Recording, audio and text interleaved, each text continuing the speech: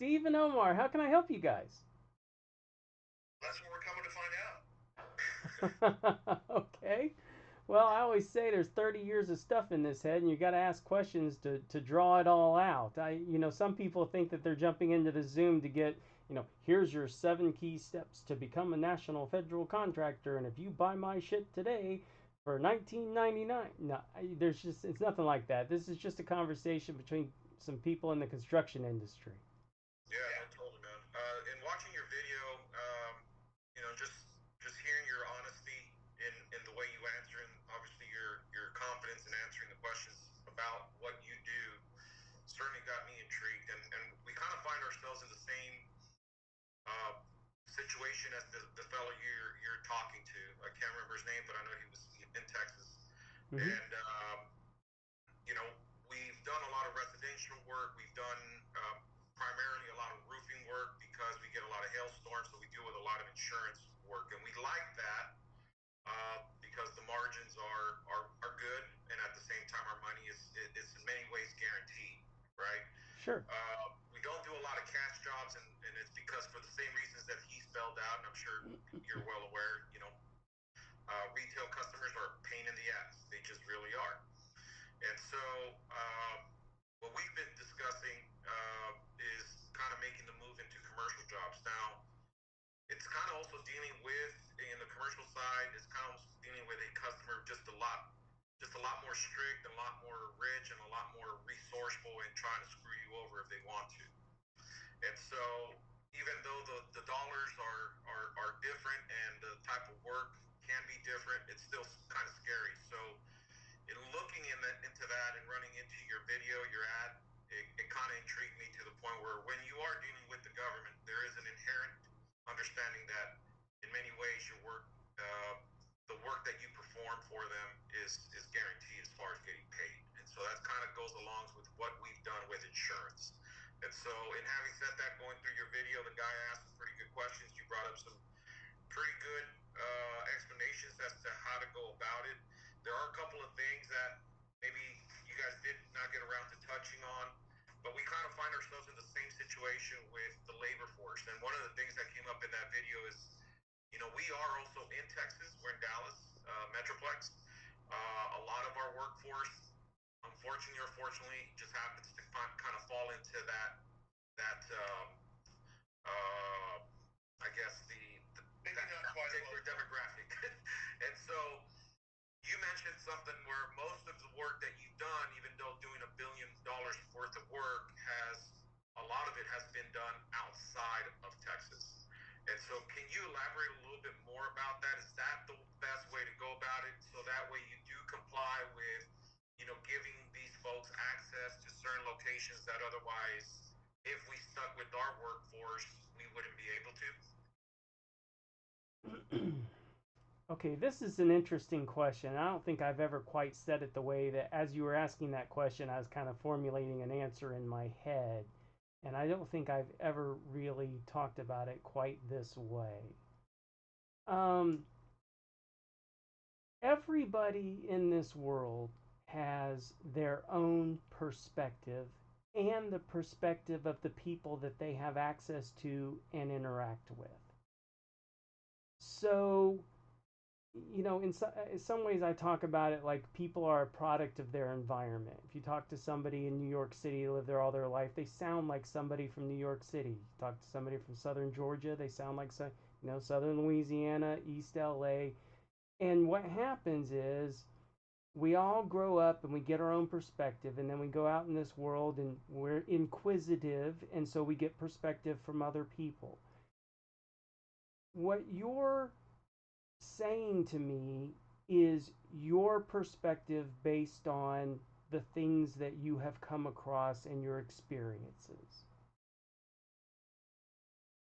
What you're not acknowledging is that if I came in, like, just name a job that brought up this question where the labor pool was either illegal or something. Like, name a job recently that you tried to go subcontract and the labor pool wasn't exactly what you had hoped it would be. Go.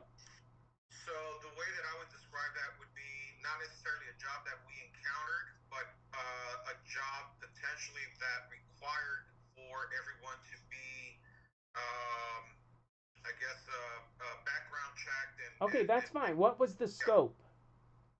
It was a roofing job, I believe, if I remember right, correct, Steve. It was like, and it was like some sort of government Okay, facility and where what they were going type to of go. roof?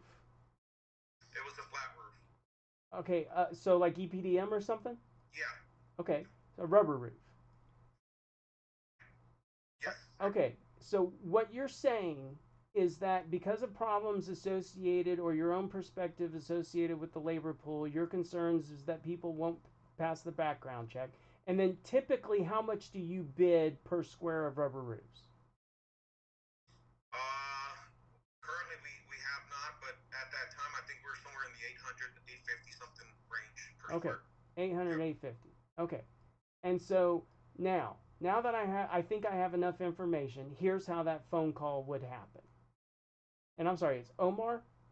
Correct. Okay. Hey, Omar, my name's Sean. I'm a national federal contractor. I do everything from wind tunnels to water treatment plants to kitchen renovations. I'm calling you today about this 40 square roof that looks like it's about 15 miles outside of the central Dallas. I found you guys on Google, and it looks like you guys are about 15, 20 minutes away from this job site. What's unique about this job site, this particular job, is that normally when you go out and bid jobs per square of rubber roofs, you you would then subcontract them or hire somebody and pay them by the square. But this is a federally funded job, and on federally funded jobs, we're not allowed to pay people by the square. We actually have to pay them by the hour. And roofers, according to the Davis Bacon wages up in that area, are something like $55 to $60 an hour, which means you're going to have to charge me more, but your guys are going to love you because they finally get a job where they get paid by the hour. So while you might normally charge somebody like me $850 to $900 a square, on this job you might want to charge me $1,200 to $1,500 a square. But the guys that are going to be out there making the hourly wages, they're all going to have to be legal meaning it can be a green card as long as they're legally here and can legally work. Is that going to be a problem for $1,500 a square for you to find guys like that? Okay. No, I'm asking you, Omar. If you were to ask me here, yes, still in Dallas, I would say it is a problem because no one wants to At work that type of job. $1,500 a Yeah, square? you would be surprised. Okay, so suppose I had to raise the price to $2,000 a square. Could you hire a bunch of white guys then? I could certainly make the effort. Yeah, at that point, yeah. Okay. Well, how long would it take you to find out? Is that a is that a question of you just picking up the phone and making a couple of phone calls and calling me back Yeah, it in would 10 have or to. Yeah. 15 minutes, or is that a decision you could make right now? No, it would be a matter of making some phone calls, seeing who I can get. But At yeah, I could certainly would $2,000 be a interested. square, that's not a good deal for you. That's more No, than it's a good deal. double. I'm just saying I need to go and look for that pool of people that would be interested in that. Correct. Okay, well, Yeah. while you're making those phone calls, there's a couple more guys in town that I want to talk to about this job, and so if I haven't accomplished anything by then, I'll wait for your phone call. Okay. If I don't hear back from you by when should I be calling you back? Yeah. Give me a few days. A few days to figure it out? Okay, that's no problem, Omar. Have a good day. It was good talking to you. Gotcha. Did you see how I just Yeah. put a bunch of immense pressure on you to make a Yep. decision? Yep. Gotcha. Look, if I So really, it's just shaking the bushes to find a qualified crew that or what, and maybe we're maybe a little ignorant on what a qualified crew would be because I just heard you say something where a guy just basically needs to be here legally, either via green card or ITN or whatever. Is that what I was hearing? Is that kind of the barrier for Look, the you guys labor to be on property? suggested to me a problem and then suggested, so what, are you just avoiding Texas? Fuck no, I'm not avoiding Texas. I've learned how to solve every single problem there is associated with federal government contracts. And I just gave you guys a live role play of how I might handle that particular situation. And I just got a shit ton of information out of this guy, Omar, that I can now run across the street and go talk to somebody else with way more educated, because if he's telling me he's paying charging typically $850 a square. Now I've got some real world information. I can call the next guy and I can raise it up. Hey, so suppose I gave you $1,200 a square, okay? And then if that doesn't work, I call the next guy. Suppose I gave you $1,500 a square. Is that something you take right now? Somebody at some number is going to say, "Hell yeah, let's go do that," not knowing that I'm in the job for $2,200 a square. Okay. Now, in your experience in going through that process of locating and procuring subcontractors, how do you vet them other than Google and looking at their reviews and whatnot? How else? What other methods do you go through to vet so that way you don't put Omar, yourself on a in? scale of 1 to 10, this roof's about 40 square. It's an EPDM rubber roof. Tell me on a scale of 1 to 10 how interested you are. Is this just another job? Or are you guys looking for work right now? You guys have plenty of jobs. What's on the books right now for you? Yeah, but I'm talking about as far as craftsmanship, that part of it, making sure that you deliver on your contract with the government where it doesn't come back to you. Generally speaking, I can figure that out in a phone call. I've just been around a long time and I can figure it out during conversation. Tell me about the last EPDM roof. How did you get it done?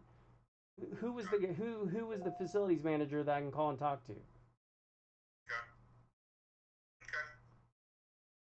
Yeah, these are the kind of things as far as like if we're going to move into that direction, I would like to have kind of I wouldn't say a guidebook per se, but kind of just like what we're talking about is that there This are is the answers to guidebook. You these pick up the questions. You phone know? and you call me and you role play this. You say, "I just got off the phone with this guy and he blew me off. Can you give me some ideas how to when I make the Yeah. next phone call?"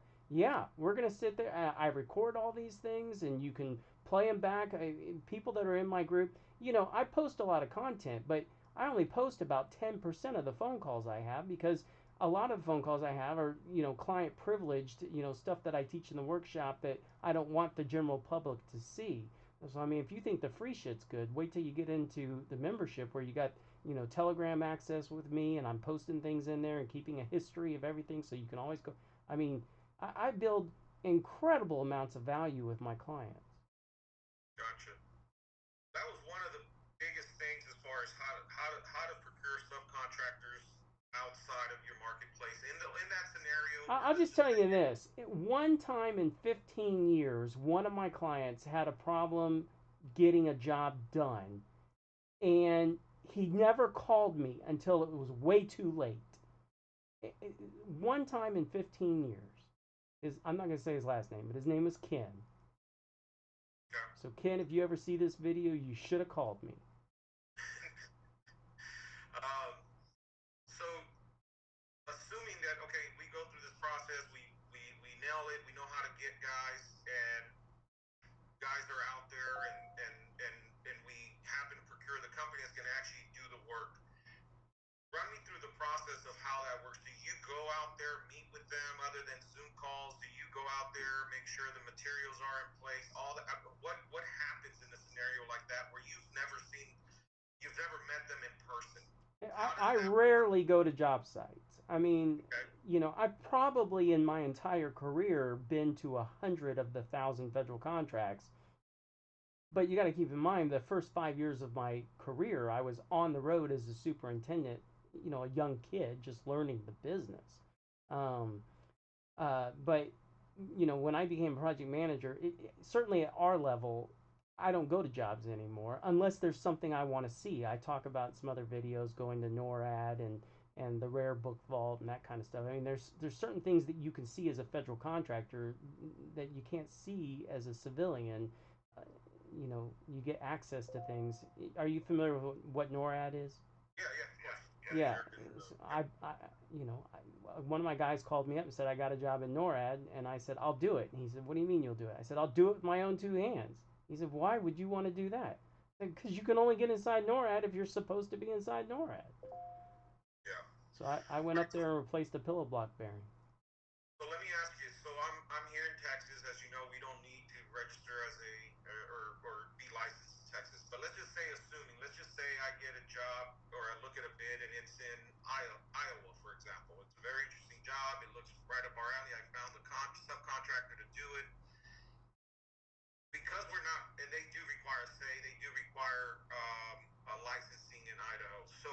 actually I provide my bid, are we going under their license? Oh, you're going to love this. All right, we're going to play a game. Have you ever heard of the word SAM registration? Other than your bid video. Okay, do you understand what that is? It's a registration with the federal government. That's all it is. You're registering your company. Okay? Okay. No license required or anything like that. So we're going to play a game. I'm going to give you the answer to the question before I ask the question. Are you ready for the answer? Sure. Yeah. The answer is SAM registration. Ready to play? Sure. Yeah.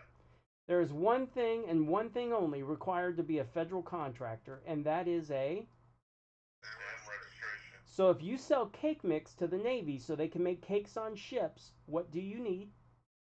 SAM registration. If you sell bullets or aircraft parts or even construction goods and services, what do you need? SAM. Okay, now I'm going to give you 3 scenarios, but we're going to assume for a second that, no, we're not going to assume. You're a Texas contractor. Okay, and you guys know what an electrical transformer is, right? Yeah, I know. If you walked in a neighborhood and you pointed and I pointed to the top of a power pole, you couldn't look at that and say that's a transformer. Gotcha. Okay. Okay. You can. You do know what a transformer is. Yep. Okay. I'm gonna give you 3 scenarios. Scenario number 1: the transformer shall be. What state did you pick? Idaho. Yeah, let's say Idaho. The transformer shall be replaced by a licensed electrician in the state of Idaho. Now, that has nothing to do with the company that got the job. All they needed was a Licensed electrician. fail. You guys just fucking failed. I thought you guys were bright Texas guys. There's one thing and one thing only required to be a federal contractor, and that is a SAM registration. the transformer shall be replaced by a licensed electrician in the state of Idaho.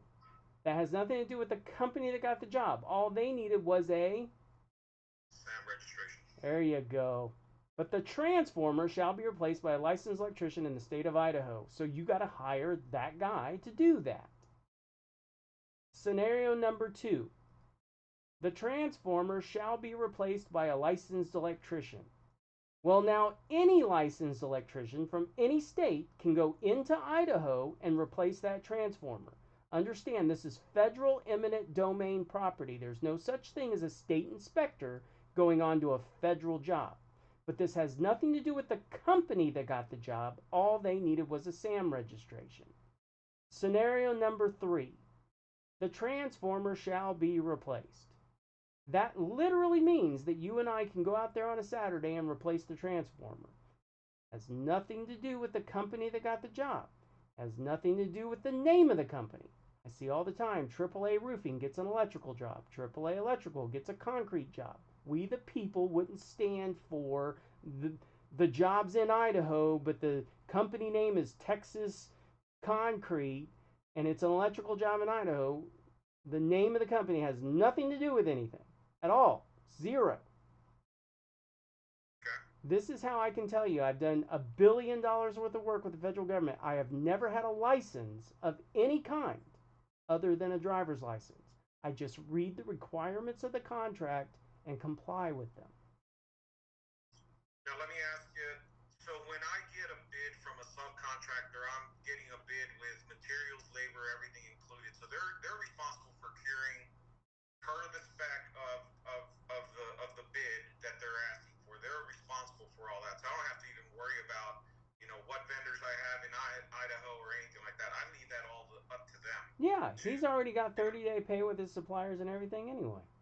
Yeah. Okay. It really is this easy. You wouldn't believe how many text messages I get a week that say, this sounds like a scam.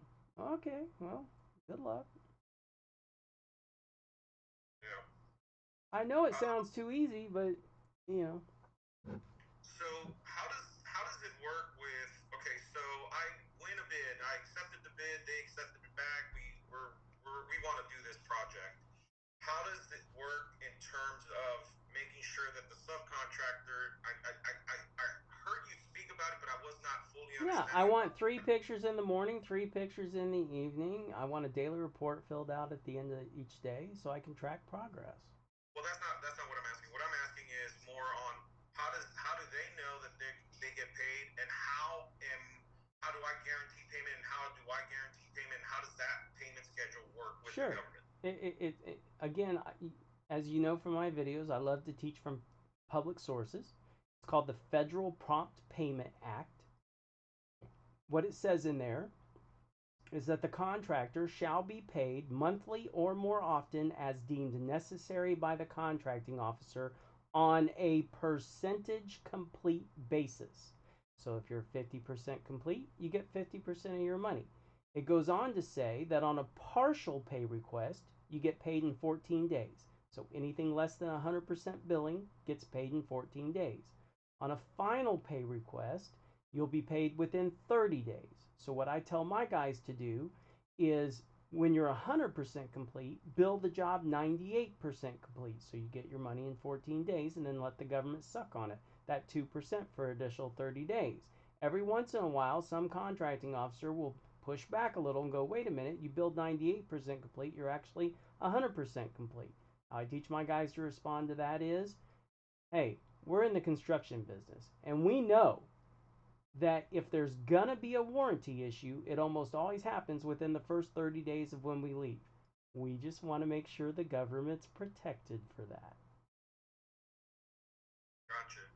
So, in that scenario, as you described, say I complete 20% of the job, but in order for me to complete 20% of the job, or the subcontractor I hired, they would have to go through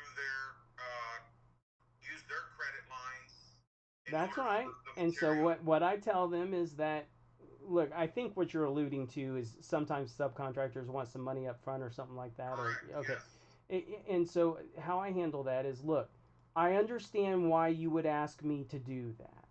I'm an out-of-state contractor. You don't know me, and the number one thing on your mind is how freaking hard is it going to be for me to get money out of this guy. So I'm going to give you 2 secure sources of funding for this thing. Number one is the Federal Prompt Payment Act. You can Google it, and what it says is that the contractor shall be entitled to bill the government monthly or more often as deemed necessary, and then that guarantees payment within 14 days. If you read further into it, it guarantees that subcontractors will be paid within 7 days of the prime contractor's receipt of payment. Nobody wants to get in an argument with the Department of Justice over not complying with the Federal Prompt Payment Act. But there's a second methodology. All federal contracts are bonded, which means I have a bonding company. That information is public information along with the award of the federal contract. And because it's public, I can give you the phone number and the contact information of my bonding agent. You can call and verify that there's a legitimate bond to this federal contract. What that bond guarantees you is that even if I get hit by a bus tomorrow and die, my bonding company will step in and they will pay you. What costs are associated with pulling a bond, and what requirements as a company do Three we have percent to of your have? contract amount. Don't tell me an exact number, but is your credit score below or above 680? I need to know that. Above. Above. Above. Okay. Yeah. Then you're not going to have any problem getting a bonding line. Okay. But is there, like, do I have to put up collateral monies? Nope. No. Okay. Okay. Is there a personal guarantee or anything that's associated with that, or is that You all going to the you company's you credit? you will personally indemnify them. Yes. It's Okay. just like any other bond that you would do in commercial work. Okay. Let me ask you this: if the credit was below that, say you had crappy credit. That's right. I explained in that video. I guess maybe you guys didn't get to it, but if you want to look it up right now, it's Federal Acquisition Regulation 28.102. I did write that down. Yeah. Was that in the example with the 358 guy? Well, that's how he got his. That's how he started, was with tripartite escrow agreements. Yes.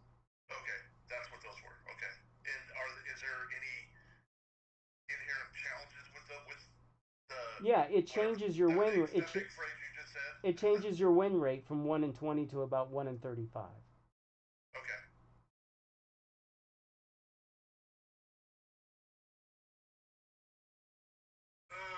Let's see.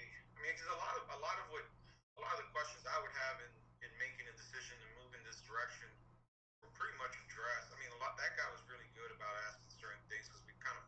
So That's it's why I make my everybody watch that thing before they yeah, really have an in-depth yeah, conversation with me, because it actually floored me. I had never spoken to anybody that had so many questions ready to go. And I yeah, thought, man, if anybody's interested in this business, for one thing, they're going to see me live handling rapid fire questions, and number two, they were a lot of good questions. yeah. They were, and at least I could see our company. I could frame it in our company verbiage, I guess, or experience based on what he was talking about. It's like, we bang our heads, we're out there, shaking the trees, whatever we can. And when there's no hail in our area, I mean, we're kind of stuck. I mean, we can survive, but it's not what we were used to. Yeah, there's no And reason to hibernate. Hey, look, this federal contracts is consistent and constant all year round. I mean, it's just there's more work than everybody can do. now, what type of work would we be looking at? Because I mean, what part of what we do is, of course, we do painting, we do roofing. I Look, mean, what type of I other work do understand we this do? question, Omar, and here's the problem associated with that question. If you're in the business of putting tile in people's homes, okay, ceramic tile, you can think in your head, geez, using this manual tile saw cutter is a pain in the ass. And if I invested in a tile saw, I could work faster. In other words, you can already imagine how you would use that tool, right? Sure. Okay. Contractors consistently and constantly think about that. They think if I make this investment, this is how I'm going to get a return on that investment. And you can already visualize that before you're investing in it. This might be the only time, the first time in your whole lives, where I'm telling you that you have no frickin' clue how you would apply what I'm going to teach you until after you've been through it. And that's a total mind shift. I have a question about the guy in the video. I Sure. can't remember his name. Michael, I think it was. Uh huh. Number one, is he still part of your membership program? No, and I don't mind that question, and you can ask me why, and I'll answer it. And even after all these years, I still use that video because I like Michael. Michael screwed up. He took a job. Remember, I said you can accept, withdraw, negotiate, install. Right. He took a job without confirming with his subcontractor, and he screwed the whole thing up. Never called me until it was way too late, and got default terminated on a federal contract. So does that kick you off the SAM list or something? Say again? Go ahead, Omar. I'm sorry. So he messed up once and he was out. That they won't consider him bidding on the government contracts anymore. Now, it's my understanding that he formed a new either LLC or corporation, I'm not sure, because I talked to him about a year after that, and he was in the business of selling products to the federal government, like wrestling mats, furniture, that kind of stuff. Like he saw the huge opportunity in the federal market, but uh, uh, decided that construction wasn't for him. Gotcha. Okay. But I like Michael. I mean, I've talked to him a couple of times over the years, and the reason I have his video up is because, God forbid somebody pick up the phone and actually call him. I'm not afraid of anything, but he definitely fully admitted that he screwed this thing up. What about? Do you have? What's your longest tenured member then? I mean, do you have somebody that's still been My with you my longevity? favorite. So I have somebody that's been in the program longer, but my favorite is a guy named Michael Howe. He's up in either Wyoming or Idaho, or somewhere in the upper northwest. Michael Howe came to our program in 2010, right? I think it was in the second workshop. He was sitting in the front row, and he had been a federal contractor for years, but he had never charged the government more than 10% overhead and profit. He felt like it was morally reprehensible to ever charge the government more than 10% overhead and profit. And when he went through our training, when we did the after workshop interview, there's a video of him somewhere. Uh, he said that was his biggest takeaway. I can charge the government 40%, 50%, 100% overhead and profit, and it's perfectly legal to do so. Okay? I only met the guy one time for 3 days in 2010. Now, in those days, it was $500 a month for the membership program for Bid Tracker and access to us and that kind of stuff. He's the only client that I have to this day that is still grandfathered in at $500 a month. He has never called me. Excuse me for a second. I got to open up my door. Give me a quick second. Go ahead, Steve. No, I'm just waiting for. He has never called me. Not even. I have never spoken to him since 2010. I'm afraid to ever even call him because it might remind him that he's still giving me $500 a month. Seriously. Okay? So that's Michael Howe. He's not the oldest client. The oldest client is an electrical company out in Colorado. And then probably right behind him is Dennis Villegas, who's been with us for, I don't know, 12 years or something. You can look him up. If you go to GCExperts.com/proof, a bunch of those guys have been there pretty much from the beginning. Yeah, I was looking at that. Oh, now this is going to be a real treat. This is going to be a real treat. I'm going to call him a friend, but he was an old client. Chris, are you with us? I'm here. So Omar and Steve, the fella that just joined the call, his name is Chris McMahon. I did not know or plan that this was going to happen. He cold set a Zoom schedule with me today, and he was in probably the 4th workshop that we ever did. And Chris, I have no idea what this call is about, but there's two guys, Omar and. Send me a link because I hit you up about the bid tracker, so it sent me a link today, which says it's from you, but I'm sure it's AI or something these days. I'm sure you're into. Yeah, I'm sure my automated system said something to you. But these guys they're asking me questions about who my oldest client was, and you're certainly one of them.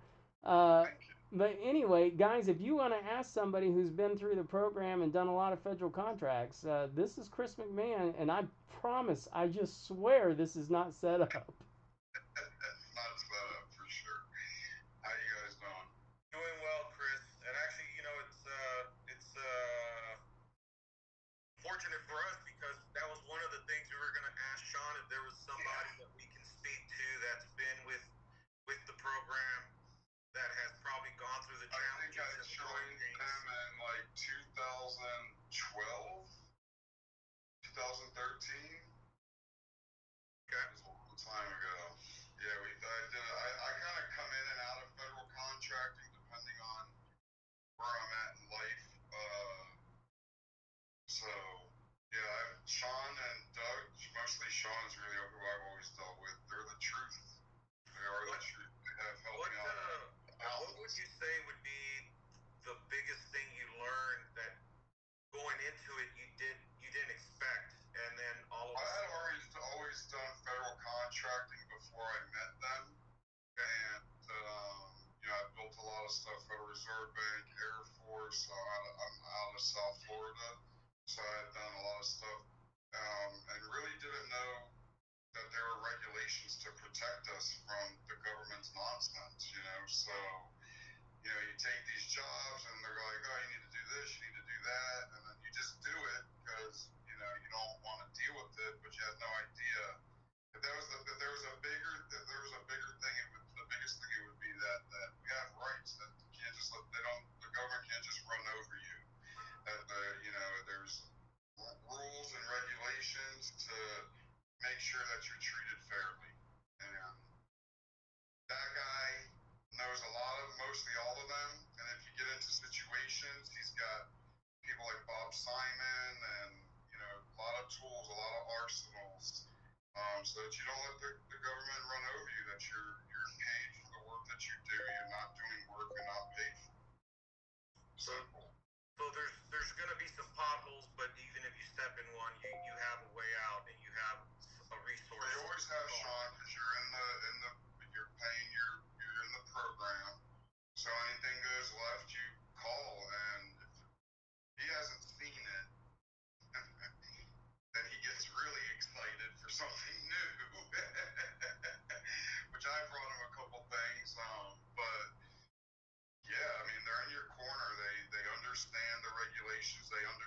how to talk and deal with the government, um, and they understand the idiosyncrasies. You're going to have pitfalls. This is construction. If you're already a contractor, you know, half of contracting is stopping everything in the contract from going left or right. You know, that's half of what we do. So, but if I wish everything I learned with doing federal, I do a lot of private work. I use everything I learned in the federal arena. I've transitioned that into my private. One of the guarantees that we make is that this will be the best business training you've ever had, whether you ever do a federal contract or not. Is that kind of what you're saying there, Chris? When I run into issues on a regular, exactly what I'm saying. When I run into issues on a non-federal contract, I treat it exactly how I would a federal contract. I use the same paperwork, I still use the same billing, REAs. You know, we used to issue change orders.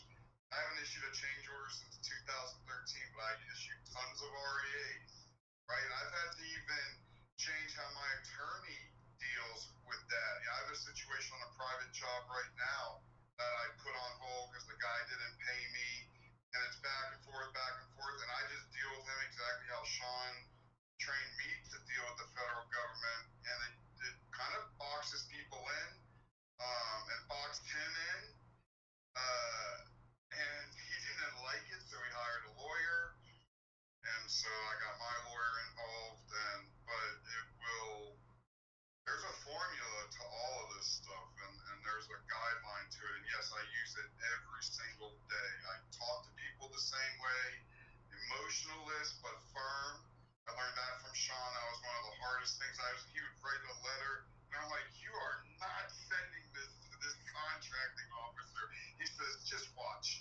And then it goes off, and it comes back, and I'm like, amazing. Amazing. This is like, this dude, seriously, I've sent at least 10 people to this workshop over the last decade. What would you say, Chris, and if you don't want to answer, I'm okay with it too, but what would you say that how much of a percentage now for your overall business is government business for you now? Well, that's why I'm here on this call, because I want the bid tracker. I haven't done federal work in a couple years. I'll go into it for a couple years. I'll get a bunch of contracts, make a bunch of money. So when I'm doing federal work, it's 100%. When I'm not doing federal work, it's 0%. It's really, and I have different entities. You know, I'm a general contractor since '92 in South Florida, so I have my construction company for Florida. I never use that to do federal work. I always create a different entity to do federal work, because, as he'll teach you, if shit goes sideways, you just toss it out, right? So if you do what he says, you shouldn't really have any issues. If you bid accordingly, you know. Which I do want to bring something up in that 1 hour video that I had to watch. So you're going to quiz me on bid tracker, which had nothing to do with bid tracker, but you're telling the guy about how you can bid on jobs, but the government doesn't have to, and they can't just accept you into a contract. What I feel like is, did they change something between the difference of bid and quote and proposal?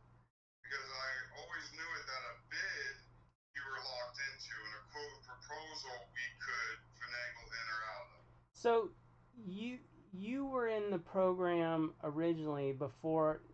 Did you ever go through my project management class? No. I don't think you did. Um, so it's now automated when somebody goes through the workshop and joins the membership program. 90 days after they join the membership program, they get a link for free to my project management course. And the reason I put it at 90 days is because if you give them the project management course directly after the workshop, it's going to be information overload. But when you join back into the membership program, just send me a text message that says, hey, give me that project management class. I'll send you the link directly, even today. Or, in fact, just send me a text and I'll send it to you right after this, whether you join or I don't care. But you should certainly have that. But in the beginning of that project management class, I teach lowest price technically acceptable. and you need to pay real close attention to that. I also teach the 32 questions that you should be asking during a debrief. This is all new content since you've gone through the training.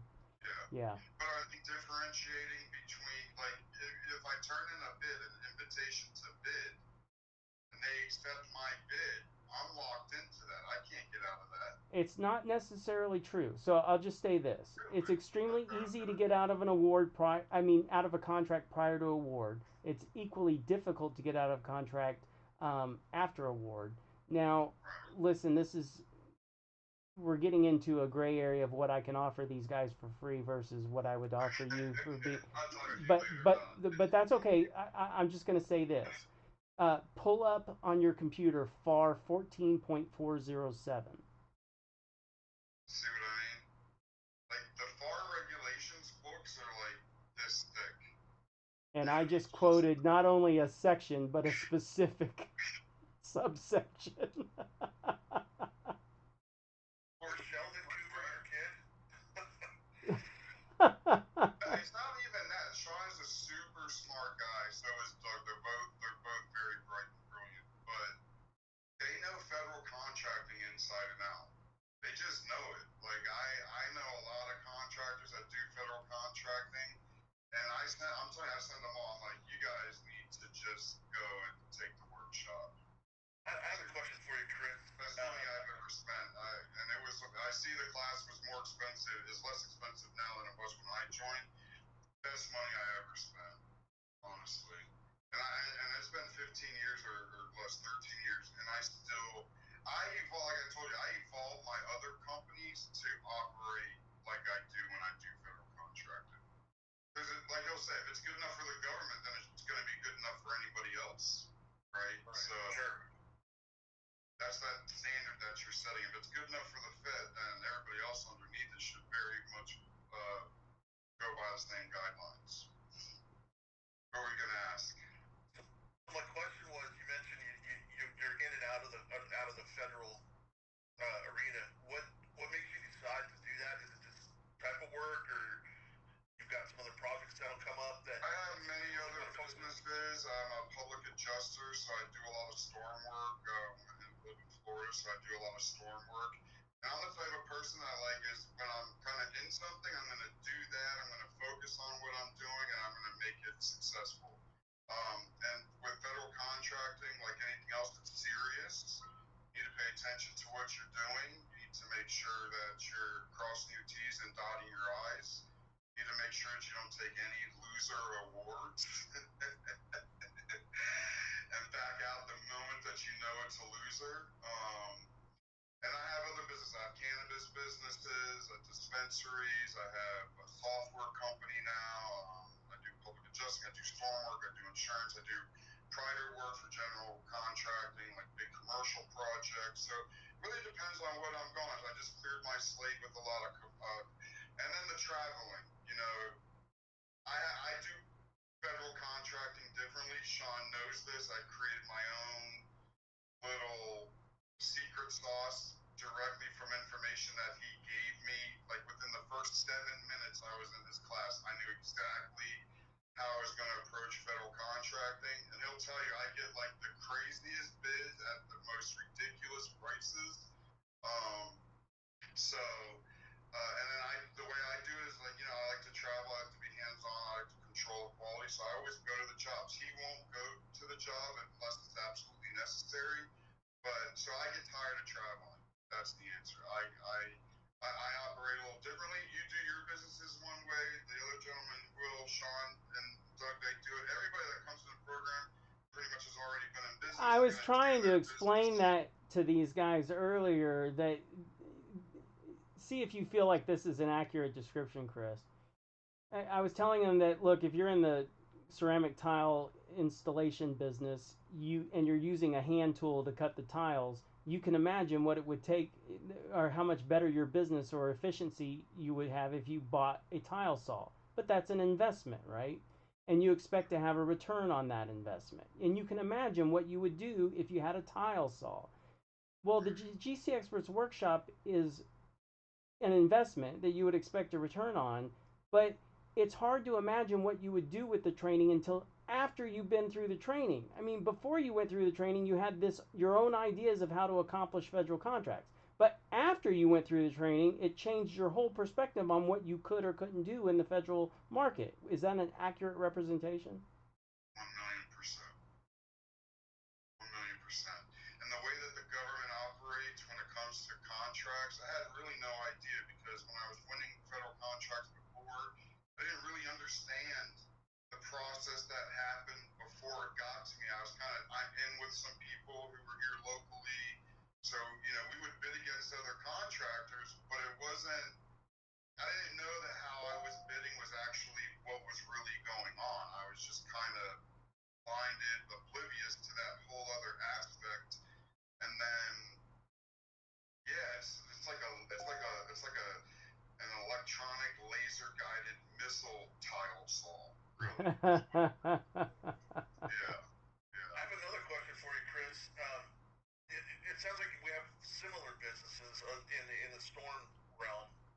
We're in Dallas area, so we deal with a lot of hailstorms and stuff like that. We've actually traveled to Florida, done some blue tarp with FEMA, which that was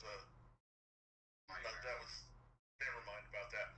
But my question is this: do you focus on a particular type of business with the federal contracting that or do you see a good bid and go, hey, I'm gonna go change a light bulb on a 4,000-foot tower? Trying to get my sauce, but I'll tell you like this: I'm a general contractor by trade. I have built everything under the sun, from medical production plans to military installations for the federal government, top secret stuff. I did the fuel farm in Corpus Christi after we put in the big security system at the fuel farm at Corpus Christi. I did a lot of jobs at Corpus Christi. But with the federal government, I've bid on supplying them with bulletproof vests before, surface to air missiles. I have won crazy awards with the federal government. But I'm different, you know what I mean? Like, I'm not afraid of anything. I like challenge. I like to see how far I can push things. So, I have a system, which is why I'm even on there, because he changed Bid Tracker and they sent me a thing saying, hey, look, come on to this Zoom and I'll show you how the new Bid Tracker goes. So that's what I was coming on here for. I didn't really anticipate all this. I figured I was going to be with Sean. So, the Bid Tracker is a huge tool. Since I was doing federal contracting, they changed everything. We used to bid on FBO, now it's all SAM.gov. So I'm really trying to get my bearings to all of it, and I have my own method on how I bid jobs. So I don't bid jobs early. I usually start bidding now. I wait for all the federal contractors who do all federal contracting to bid everything from spring through summer, and then I kind of just come in after summer through fall, and it's a little bit more wide open because, as Sean will tell you, all the federal contractors were bored all winter. They spent all their money, and then come spring, they just all start ramping up. Every contractor can only take so much business. You'll get to that point, and so I come in now. I bid like Sean bids. A lot of people are scared to do that. I'm not, because I don't have a problem with telling the government, no, I'm not taking that contract. No secrets on bidding strategies in this phone call, Chris. Okay.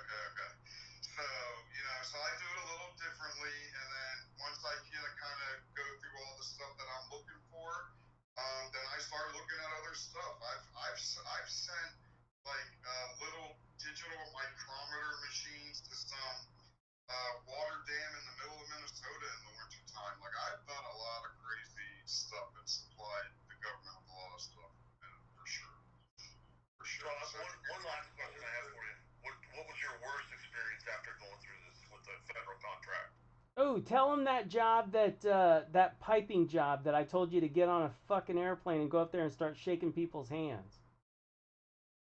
Piping job? Oh, at the prison, Terre Haute Federal Penitentiary. Yeah. I never got on a plane and shook nobody's hand. I kind of just handled that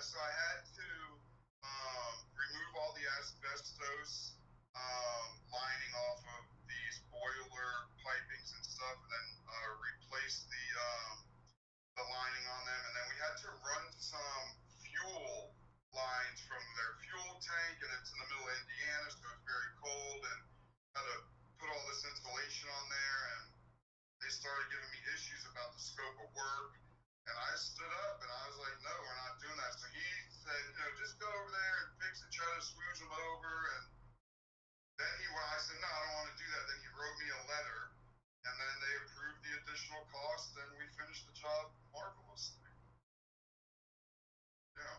The worst case scenario was the Army Corps of Engineers. That's not the way I remembered that, Chris. The way I remembered that story was that you called me up and said, "Hey, I've got this job. It's going to make 25 grand profit in about 3 days, but I can't find anybody to do the work." And I said, "Get on an airplane, go up there and start shaking people's hands." And then you called me back like a week later or 10 days later and you said, "I did exactly what you told me to, and they let me drive the backhoe." Was that job? No, no, no, no, no, no, no, no. I did have a hard time finding a guy because there wasn't too many people up there doing that, but I ultimately just found a guy, I think on Craigslist, I think I found him on Craigslist, honestly. And he wound up doing the job. I never been to Indiana. No, I never went and talked to Then them. maybe the job was in New Jersey. Did you drive a backhoe on a federal job? So that job, this is one of the best jobs ever. You sure you want me to tell this story?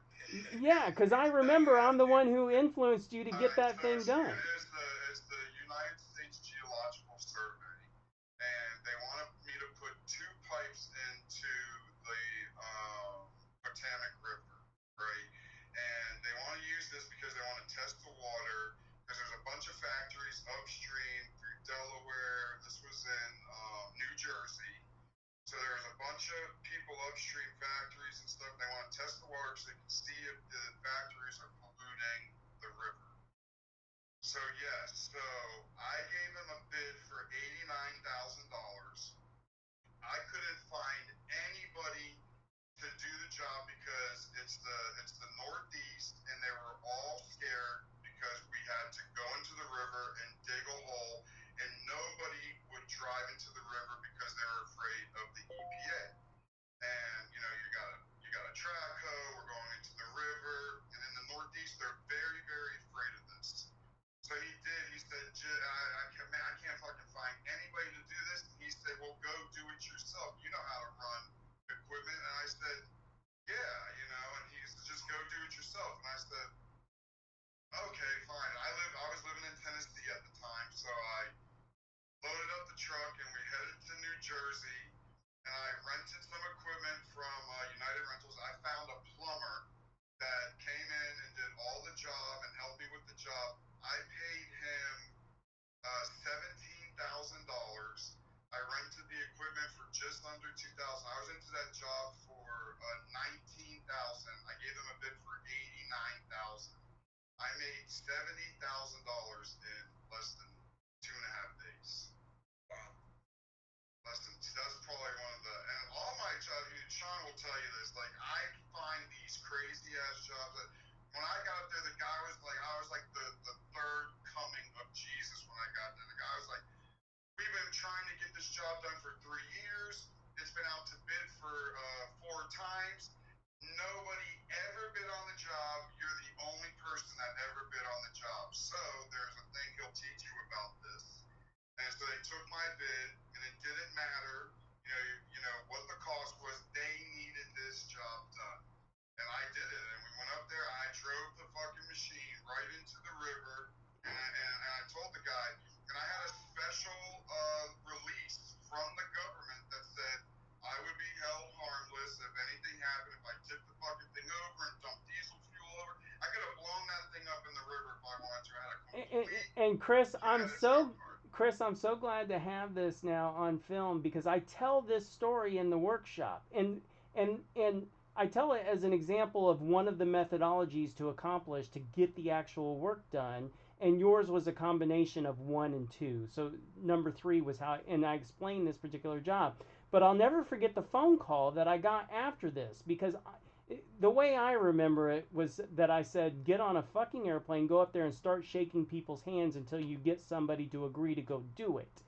And then I got a phone call like 10 days later from you saying, "Man, I did this. It only ended up costing me like 17 or $18,000 and I'm going to make $70,000 over those couple of days. Don't tell anybody." Tell anybody.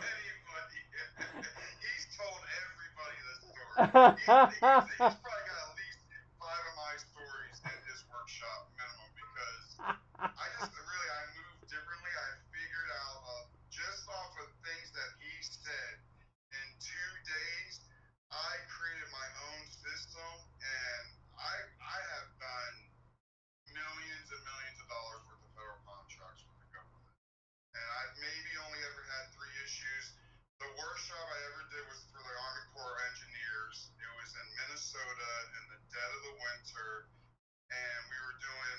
They had these 3 buildings spread in 3 different locations, and they wanted us to spray insulate the buildings. And it was the dead of winter, negative 70 degrees. I had a crew from LA, friends of mine that went to Minnesota to do it, and it was terrible. I refuse work for the Army Corps of Engineers ever again. Like I won't do it. The hoops, the jumps, and all that stuff. Now I've done tons of parks and recreation, forest service. There are entities inside the government that are just marvelous to work for. But you were asking my worst. Yeah. It was that Army Corps of Engineers job, and it just. I had a friend of mine, Sean, friends of mine who got into, she partnered up with an existing federal contractor. They created a WMBA. She was the head of it. They almost immediately started winning federal contracts. She won a W-912, which is the first letters for Army Corps of Engineers. Yep. And she shows it to me, and it was $1 million. And I was like, she's like, "What do you think?" I was like, I wouldn't touch it. And what you kind of learn is that, like, all things that glitter aren't always gold. You know what I mean? That's right. On Army Corps of Engineers, they're a pain in the ass, and so you have to charge them for it. Okay. I mean, the last Army Corps of Engineers job that we had, we charged $79,000 for, I think, 3 square of hot mopping. Wow. See, so you have that type of charge. See, I didn't know that, so I just bid it because I had never really won an AOC. So I was just doing my bidding, and I had a good, like, I still made money off the job. I charged that almost $300,000 to do these 3 buildings. I made money, but I didn't make the money I'm used to making because I'd gotten really particular with how I deal with the Fed. If it's not really, like Sean says, it's not a grand slam, why are you even messing with it? Honestly. But for what? Like, you know, and so I don't get myself into those positions, but I've done millions and millions of dollars worth of contracts since I've met Sean and them, and all of them extremely profitable. Omar, I had one Steve, other job in West Virginia I lost some money on. That's probably the only job. I should have never taken the contract. But when I went through my process, I had a sub. He said he could do it. So I said, okay, fine. I severely underbid that contract. He wound up backing out, and then I'm stuck with the contract. So I still had to perform and do it, and just lost some money on that. There's nothing anybody could do, Sean, or there's just kind of one of those things. But it was a one-off, and I didn't really ever worry about it. Omar and Steve, is there anything else that you guys have for me? I want to be respectful of Chris's time. I needed to get to him. Sure. No, we certainly appreciate it. I think you've given us enough to chew on. Certainly, obviously after this call, where Steve and I will have a conversation about it. But all are you guys partners? Yeah. Oh man, easier. Wish I had a partner. It'd make things a lot easier. Let me ask you this too, and I heard something about the minority, or not the minority, but the women-owned business in that video earlier. Is that similar with minority-owned business? Because we have ours structured Yeah, look, if you're asking me a true or false question, is it true that that's an advantage? Yes, it's true. It's not what it was 35 years ago. Today pretty much Okay. anybody can do that, and I always say what's wrong with the other 97% of the sandbox? Yeah. Okay. Actually, my business was women-owned, minority business for a long time, and while it was, I never won one woman-owned contract. And then I changed it over because I was like, forget it, it's not useless. And I have never really gone like you just said. I've never really gone after set-aside. Like I'd rather play in Yeah. the other Yeah. 97% of the There's no sandbox. reason Like to I would, focus on that. Yeah. people's mentality, people's mind. If you're going to do this, the only thing I could suggest is that you create your own lane with what he's teaching you. You model your business model and how you operate. You you you mix it up with what he's going to teach you, and you create your own lane. Because if you're just going to come into this and there's 25,000 other federal contractors in the country, you think, wow, that's a lot of contractors. Not when they're doing $100 billion a year, you know what I mean, Yeah. or $5 billion a year. It's really not that many contractors. And if you're just going to go do it like everybody else, so if you're going to be minority owned and you're only hunting minority contracts, well, so is everybody else because they think that there's some advantage. You can't really see it now. They used to have on the old system interested vendors. So if you would go and do research and look at it, you would see there's 58 people bidding on this job. Why on earth would I want to compete with 58 people? And they all think, for some reason, that they only want to ever bid on minority Yeah, contracts. Chris, I don't understand that mindset either, but it comes up. I mean, I understand from the public perception, you know, Right, but right. it just turns out that there's just it's a myth. It doesn't really exist in the real world. Yeah. That's good to know. And I would agree. I will definitely respect Chris's time and yours as well, Sean. Let me just ask you one final question. Do you have do the members in your network interact? Do they have the ability to interact and No, converse, most of communicate? the people like Chris. I mean, just think about Chris as an example. I haven't spoken to Chris 10 times in the last 10 years. Okay? But can you imagine if Chris gave you his phone, if I gave you Chris's phone number, how much he would be annoyed that you'd be picking up the phone to call him. He don't know you. He's got his own thing going on, and most of my clients are that way. They don't. I have many clients who have just openly said, "Hey, listen, I love your shit. I love being part of your program. I don't want to be on the internet, and I don't want people calling me." Gotcha. I'm like that. I'm very private. I don't want to be on the internet, although I know I am because I've seen a lot of the videos. And for Sean, he has carte blanche to do like me, right? I don't really want to be on this call, but for Sean, I will come on I'll get back into Yeah, the I call. know I ambushed you on this, and it wasn't planned. I mean, I saw that No, you were it's coming on fine, this. but I'm happy to do it because when I came into the program, I was very, very, very skeptical. I thought it was a scam. I was like, yeah, right, it's bullshit. And Doug was very involved back then. He was kind of just like really starting to hand things over to Sean.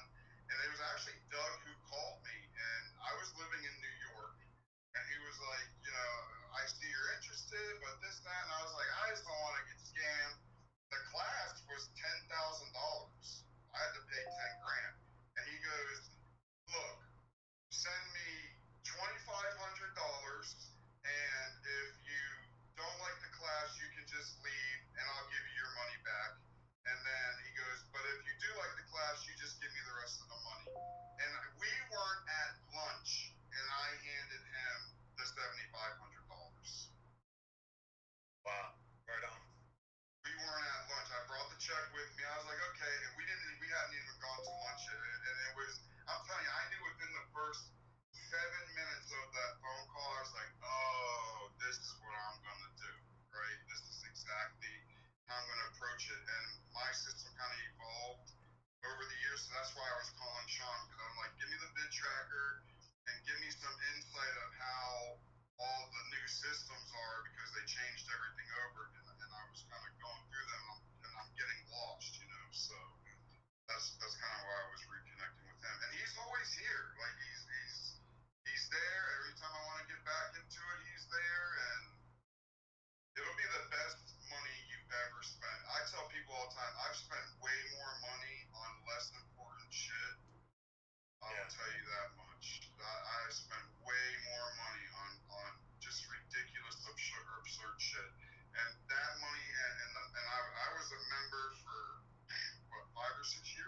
Easily. Yeah, and I just kind of got tired of traveling, so, and I got out of it, but best money I ever spent, hands down, for sure. Right on. Well, appreciate your testimony, man, and Sean as well. Appreciate your time, and look forward to connecting right back with you. Okay, I'll be here when you need me. Thanks, sir. I'll let you guys drop off, and Chris, you just hold on a second. Okay. Sounds good, guys.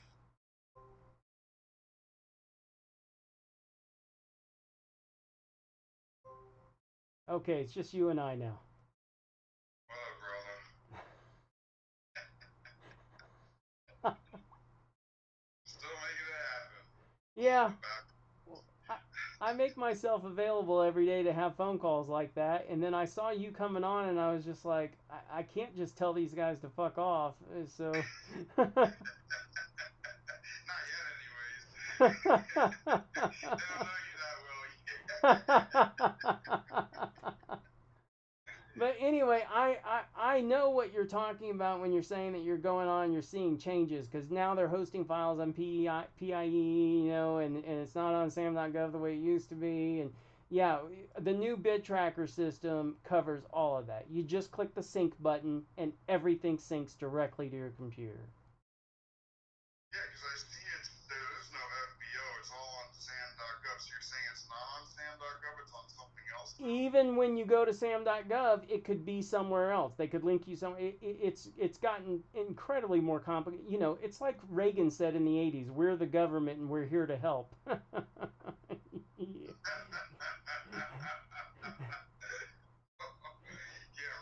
right. The old system was fucking perfect. The FBO system, and so is there still Fed Connect?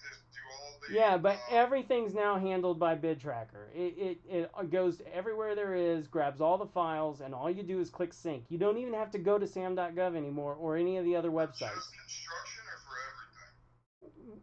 We just focus on construction. So, I mean, if there's some specific NAICS codes that you want, we can probably add it directly to your bid tracker so that your bid tracker will be different from everybody else's. Okay. That's not a problem if there's something specific you want to be looking at. Yeah, because I always kind of isolate mine down to 26 and is it X and Y or Z, Y and Z? I forget. Sure. Yeah. So, okay. I think I need bid tracker then. Yeah. Because I was going through this shit and I'm like, what the? They just made it so complicated and difficult. Like, yeah. They have. And like what's crazy is every iteration it gets worse. In other words, the best thing they ever had was back in the old days was CCR. No, not CBDs. Business Daily. Commerce Business Daily. That was the best. And then they came out with FBO. Well, that was worse than CBDs. And then they came out with beta.sam.gov. That was worse than the other two. And now sam.gov. And then the upgrades that they've made to sam.gov. It just keeps getting more convoluted. Yeah. Upgrades. Like part of how I used to do it was that I would locate the primary jobs, and my system was more to what do they call it? To disqualify than to qualify, right? I would look for, right, I would use a disqualification method, and then whatever was left over was the small pile, and then I would disqualify through the small piles, right? But then the other secret part of what I was always doing was finding the jobs that nobody ever been on, which I would never tell those guys. But I had ways of doing that because of the interested vendors link or tab that used to be on there. Sure. But now I see it has like a section for the interested vendors, but when you hit on it, it just comes up like a dead link. Yeah, it's not a tool that's really useful anymore. Yeah. So they don't have like any. Then the other thing I would do, but I like if not Fed Connect, but all the other like the Navy had their own website. I think it was NAVCO. Yep. Right. And then then Forest Service would have theirs, and then all these people would have theirs, and then they were all supposed to feed into the FBO. Are they still doing that? Everything is all funneled into BidTracker.